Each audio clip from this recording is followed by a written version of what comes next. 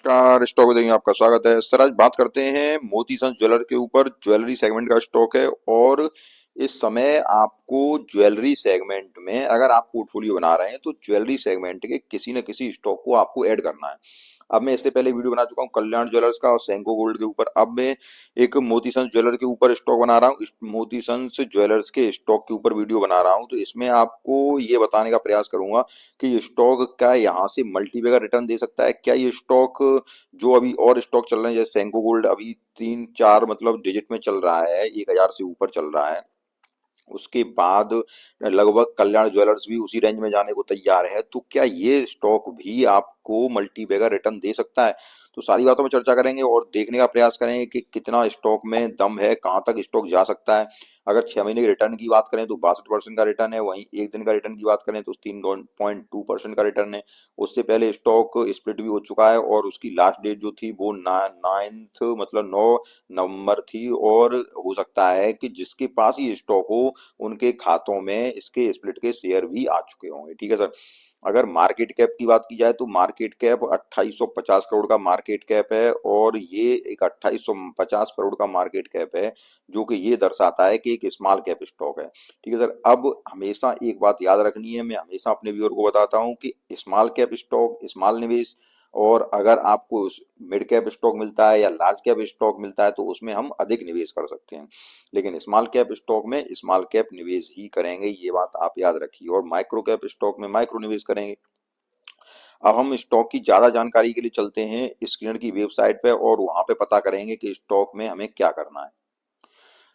अब हमारे स्क्रीन की वेबसाइट पे वहां पे अगर देखें तो ये स्टॉक का जो मार्केट कैप है वो 2855 करोड़ का मार्केट कैप है। स्टॉक के पी रेशियो की बात की जाए तो 75 का पी रेशियो है। आरओसी की बात की जाए तो आरओसी 16.6 का है। ठीक है सर। आरओसी 16.6 का 15 से अगर ऊपर के आरओसी आरओई हैं तो बहुत ही जबरदस्त हैं, अच्छे हैं। तो आरओसी कितना है? आरओसी 16.6 का है। उसके बाद पीई रेशियो 1.314 का है। पीई रेशियो के अनुसार जब एक से कम पीई रेशियो होता है तो स्टॉक को हम कह सकते हैं ये आपका अंडर वैल्यूड स्टॉक है, और एक से अधिक होता है तो हम ओवर वैल्यूड स्टॉक कह सकते हैं, जो कि इसका 1.34 है, जो कि एक के लगभग थोड़ा सा ही ज्यादा है। कोई दिक्कत की बात नहीं है। ईपीएस अगर देखा जाए तो 0.39 का ईपीएस है। Earning per share, sales growth 5 साल की 13.3% की है और सेल्स ग्रोथ 14.9% की है। उसके बाद अगर आरओई, अगर रिटर्न ऑन इक्विटी 13.9 का है और बुक वैल्यू 3 रुपए 50 पैसे की है। बुक वैल्यू का मतलब है अगर इस कंपनी यहाँ से अगर बंद होती है तो आपको 3 रुपए 50 पैसे मिलेंगे। ठीक है सर। उसके बाद रिजर्व कंपनी के पास 246 करोड़ के रिजर्व हैं। और यहाँ पे अगर उसके बाद अगर कर्जा देखा जाए, डेब्ट टू इक्विटी देखा जाए तो 0.26 का डेब्ट टू इक्विटी है। अर्थात अगर आप कंपनी में 1 रुपया इन्वेस्ट करते हैं तो आपको कर्जा कितना मिलता है? 26 पैसे का लगभग मिलता है। फेस वैल्यू 1 रुपए की फेस वैल्यू का स्टॉक है, चूंकि स्टॉक स्प्लिट हो चुका है। तो ये तो रहे इसके फंडामेंटल्स, जो कि ठीक ठाक नजर आ रहे हैं। ठीक है सर। पिट्रोस की स्कोर की बात की जाए तो 6 का पिट्रोस की स्कोर है, जो कि अमूमन मैं अपने व्यूअर्स को बताता रहता हूँ कि 4 और 5 का पिट्रोस की स्कोर और ये लगभग औसत होता है, और 6 का है तो ये औसत से थोड़े ऊपर आ गई। लेकिन लगभग अंक कितने होते हैं? 9 अंक होते हैं। 9 में से ये अंक प्रदान किए जाते हैं पेट्रोस की स्कोर के। तो 9 अंकों में से 6 अंक कंपनी को मिल रहे हैं, जो कि आपको औसत श्रेणी से थोड़ी सी ऊपर की कंपनी बताता है।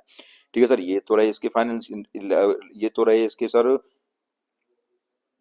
फंडामेंटल्स और रेशियो। ठीक है सर। उसके बाद अगर हम बात करें तो इसके थोड़ा रिजल्ट की तरफ आते हैं कि रिजल्ट किस प्रकार के दिए हैं। अगर रिजल्ट की तरफ देखा जाए तो रिजल्ट देखो, रिजल्ट अगर इसके हम देखें तो ये सितंबर क्वार्टर के रिजल्ट देखिए आप। सितंबर में जो जून में सेल्स हुई थी 89 करोड़ की। ठीक है सर। अब की बार सेल्स हुई है 109 करोड़ की। सेल्स कंपनी की बढ़ी है। खर्चा अगर देखें तो खर्चा 78 करोड़ का पहले था, इस बार 92 करोड़ का हो गया है। ठीक है सर। अगर ऑपरेटिंग प्रॉफिट मार्जिन की बात की जाए तो 16% का ऑपरेटिंग प्रॉफिट मार्जिन है, जो कि जैसे आप कोई धंधा कर रहे हैं या कोई कामकाज कर रहे हैं तो 16% आपको प्रॉफिट हो रहा है। ठीक है। सेल्स आप कितनी भी कर रहे हैं वो एक अलग बात है, लेकिन सब खर्चा मिर्चा मिला मिलू के आपको सब काट कूट के कितना हो रहा है, तो वो 16% का 1 रुपया, जैसे आप मान लो 100 रुपए कमा रहे हैं तो 100 रुपए में से 16 रुपए आप बचा रहे हैं। ठीक है सर। तो ये ऑपरेटिंग प्रॉफिट 16% पे कंपनी काम कर रही है। उसके बाद अगर यहाँ हम देखें तो नेट प्रॉफिट हमारे पास 10 करोड़ का नेट प्रॉफिट है कंपनी के पास। उससे पहले 6 करोड़ का था, उससे पहले 11 करोड़ का था। ठीक है सर। कंपनी के नेट प्रॉफिट भी ठीक है। इस बार के जो क्वार्टरली रिजल्ट आए हैं वो कंपनी के अच्छे आए हैं। अगर यहाँ हम देखते हैं प्रॉफिट एंड लॉस की तरफ देखें तो साल दर साल में कंपनी के 2021 से देखते हैं तो जो 213 करोड़ की सेल्स हुआ करती थी, अब वो 400 करोड़ की सेल्स हो गई है। ठीक है सर, दूना हुआ है कितने साल में, लगभग आप मान लो यहाँ से 3 साल के अंदर। ठीक है, उसके बाद ऑपरेटिंग प्रॉफिट मार्जिन 15% पे काम कर रही है। ठीक है, उसके बाद अगर नेट प्रॉफिट देखा जाए तो नेट प्रॉफिट साल दर साल बढ़ता ही चला जा रहा है। जो कंपनी कभी 3 करोड़ का नेट प्रॉफिट लेती थी, आज की डेट में 32 करोड़ का नेट प्रॉफिट ले रही है। अगर ईपीएस अगर देखा जाए, ईपीएस कंपनी का देखा जाए तो ईपीएस कभी 0.05 होता था, आज की डेट में जीरो लगभग 0.39 का ईपीएस चल रहा है, जो कि यहाँ से कंपनी के प्रगति को दर्शा रहा है। ठीक है, कंपाउंडेड सेल्स ग्रोथ देखी जाए 3 साल की 25% है। कंपाउंडिंग प्रॉफिट ग्रोथ पे अगर आ जाए तो 3 साल से 50% है। स्टॉक प्राइस सीएजीआर देखते हैं तो ये 3 साल में रिटर्न ऑन इक्विटी, तीन स्टॉक प्राइस सीएजीआर यहाँ पे दिया नहीं है। अगर रिटर्न ऑन इक्विटी अगर देखते हैं तो 3 साल की 15% की रिटर्न ऑन इक्विटी है। ठीक है सर, बैलेंस शीट में अगर देखा जाए तो बैलेंस शीट में रिजर्व देखिए आप, रिजर्व 2021 में कंपनी के 36 करोड़ के रिजर्व थे। ठीक है, आज कितने रिजर्व हैं, आज के रिजर्व जो कंपनी के हैं वो 246 करोड़ के रिजर्व हैं। 27 करोड़ से 246 करोड़ रिजर्व आ गए हैं।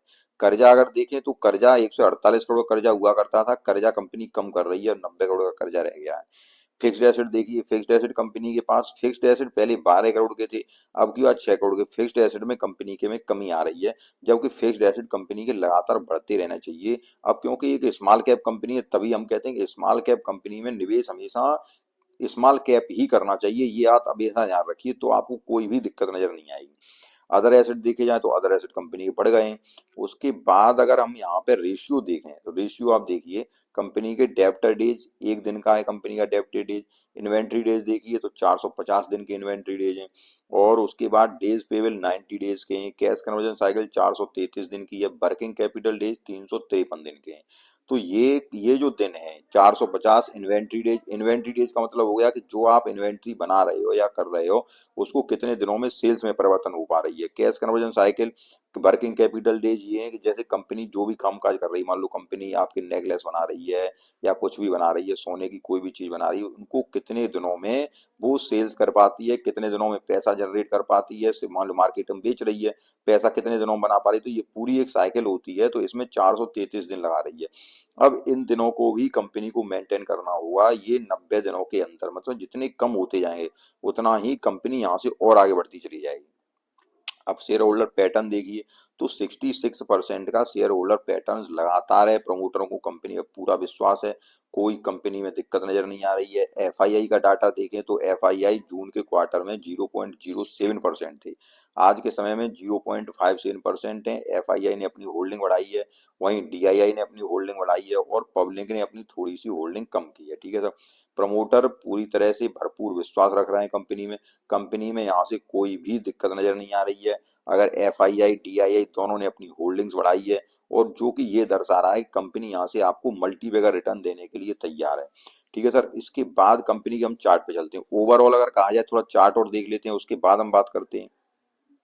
अब हमारी कंपनी के चार्ट के ऊपर अगर हम चार्ट को देखें तो ये चार्ट ये देखिए आप दो रेंजों में कंसोलिडेट कर रहा है, वो 30.38.2 रेंज जो इधर लिखा हुआ है, यहाँ देखिए आप 30.382। ठीक है, तो 38.2 रेंज और 23.6 रेंज में चार्ट कंसोलिडेट कर रहा है। अब मैं थोड़ा सा अगर आपको बताऊं तो ये स्टॉक आपको, देखो एक ज्वेलरी का स्टॉक अगर आप तलाश रहे हैं और एक स्मॉल कैप स्टॉक तलाश रहे हैं, तो कोई भी स्टॉक देखिए, चाहे सेंको गोल्ड देखिए, मोती सन्स ज्वेलर देखिए, इस बारे में बता रहा हूँ। एक अगला स्टॉक और है राधिका ज्वेलर, उसके भी मैं एक नेक्स्ट वीडियो बनाऊंगा राधिका ज्वेल टेक के ऊपर, वो भी स्टॉक का फंडामेंटल अच्छा है। तो राधिका ज्वेल टेक देखिए आप, राधिका ज्वेल टेक हुआ, चाहे मोती सन्स ज्वेलर हुआ, कल्याण ज्वेलर्स मिड कैप स्टॉक है एक। तो इन स्टॉकों में अगर आप एक ऐसा स्टॉक तलाश रहे हैं जिसमें कि टेंशन फ्री स्टॉक हो, जो कि कम वॉलेटाइल होते हैं, क्योंकि हमेशा ध्यान रखिए कि जो स्मॉल कैप स्टॉक होते हैं उनमें वॉलेटिलिटी थोड़ी ज्यादा होती है, लेकिन रिटर्न भी बहुत जल्दी देते हैं। और अच्छा रिटर्न देते हैं, हाई रिटर्न देते हैं, ठीक है सर। जैसे छोटी कम आप ऐसे सोचिए कि मान लो कल्याण ज्वेलर्स एक मिड कैप कंपनी, एक बड़ी कंपनी है, 78,000 करोड़ का मार्केट कैप है उसका। तो जिसका मार्केट कैप 3,000 करोड़ है तो वो जल्दी 6,000 करोड़ में होगा। उसके बाद उसमें पॉसिबिलिटी ज्यादा होती है जो कि छोटी कंपनियां होती हैं। लेकिन उनमें एक समस्या होती है कि वॉलेटिलिटी बहुत ज्यादा होती है, कि जब वो कंपनियां थोड़ी नीचे आती हैं तो वहां पे जैसे जितनी तेजी से वो ऊपर जाती हैं उतनी तेजी से ही नीचे आती हैं, लेकिन वहां थोड़ी कंसोलिडेट करके फिर तेजी से जाती हैं। तो अगर आपको वॉलेटिलिटी पसंद है, ठीक है सर, तो स्मॉल कैप स्टॉक में निवेश करिए।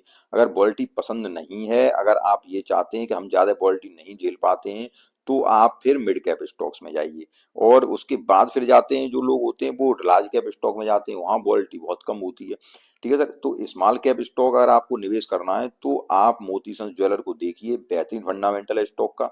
अब आपको किस प्राइस पे ऐड करनी है वो प्राइस मैं आपको बताता हूँ। तो एक प्राइस ये देखिए आप, 26 रुपए पे ये नीचे आया था, उसके बाद ये 50% की लाइन है। उसके बाद ये स्टॉक अब कौन सी रेंज में चल रहा है, ये रेंज चल रही है 27.59 की और 29.7 की। ये स्टॉक आपको बहुत जल्दी 29.7 से ऊपर होता हुआ और लगभग 34 की तरफ जाता हुआ दिखाई देगा। अब आपको किस रेंज में, अभी जो जिस रेंज में चल रहा है इस रेंज में आप लगातार ऐड करते जाइए। 29 पे है वहां ऐड करिए, और नीचे आने की संभावना इसकी 27.59 की है। अब चूंकि मार्केट में अभी आप ये समझें कि रिकवरी हो गई है, अभी ऐसा कुछ नहीं है। कल की डेट में ऐसा हो सकता है, कल के ट्रेडिंग सेशन में, क्योंकि महाराष्ट्र में बीजेपी सरकार जीती है, तो आपको क्या हो सकता है, कल की डेट में आपको फिर तेजी मार्केट में रह सकती है। लेकिन आप ये मन सोचिए कि मार्केट निफ्टी यहाँ से तुरंत ही घूम गया है, ठीक है सर। निफ्टी 200 मूविंग एवरेज के आसपास था, वहां से निफ्टी ने टर्न लिया है। और मार्केट में अब इंडियन मार्केट के लिए ये गुड न्यूज है कि महाराष्ट्र में बीजेपी सरकार फिर आई है। तो इस वजह से भी आपको कल मार्केट में हरियाली दिख सकती है। लेकिन यहाँ पे आपको अग्रेसिवली बाइंग अभी नहीं करनी है। एफआईआई की सेलिंग रुकने का नाम नहीं ले रही है। जब तक कि एफआईआई का सेलिंग का डाटा कम नहीं हो जाता है, तब तक आप मार्केट में पूरी तरह से रिकवरी मत समझिए, ठीक है। इसलिए कैश इन हैंड रखिए और अच्छे अच्छे स्टॉकों में बाई कीजिए। अब अगर ज्वेलरी के स्टॉक है तो मोती सन्स ज्वेलर बेहतरीन स्टॉक है, इसमें आप बाइंग कर सकते हैं। कौन सी रेंज में बाइंग कर सकते हैं, 27 से 29.97 की रेंज में। यहाँ से ऊपर निकलता है तब भी आप बाई करिए, ठीक है सर। और कुछ ऐसे इन्वेस्टर होते हैं जो कि ब्रेकआउट ऑफ बाई करते हैं, तो फ्रेश ब्रेकआउट जो कंपनी का होगा वो आपका इसी प्राइस पे होगा 34 के ऊपर। अगर ये 34 के ऊपर निकलता है तो स्टॉक आपको बहुत जल्दी 50 की तरफ जाता हुआ दिखाई देगा। स्टॉक यहाँ से आपके लिए 50 की ओर जाने के लिए तैयार दिख रहा है। तो अगर आपके पास नहीं है स्टॉक और आप एक ज्वेलरी सेगमेंट का स्टॉक तलाश रहे हैं, तो मोती सन्स उसमें से one of the best stock है। तो आप इसको तरफ देखिए, और जो मैंने प्राइस रेंज बताई, जो रेंज बताई 29 से लेकर इस रेंज तक 27.59 तक आप ऐड करते जाइए। अगर बाई चांस थोड़ा और नीचे आपको मिल जाए तो फिर ऐड करिए। और एक ये इन्वेस्टमेंट लगभग 3-4 सालों के लिए छोड़ दीजिए, ये स्टॉक आपको यहाँ से बम्पर रिटर्न देने के लिए तैयार है। आपको मेरी सारी बात समझ में आई होगी, अगर सारी बात समझ में आई हो तो वीडियो को लाइक कीजिए, चैनल को सब्सक्राइब कीजिए, धन्यवाद। और अगला वीडियो राधिका ज्वेल टेक के ऊपर देखना ना भूलिए, एक बेहतरीन वो भी स्टॉक आपको बम्पर रिटर्न दे सकता है, राधिका ज्वेलरी का स्टॉक, ठीक है सर। तब तक के लिए नमस्कार।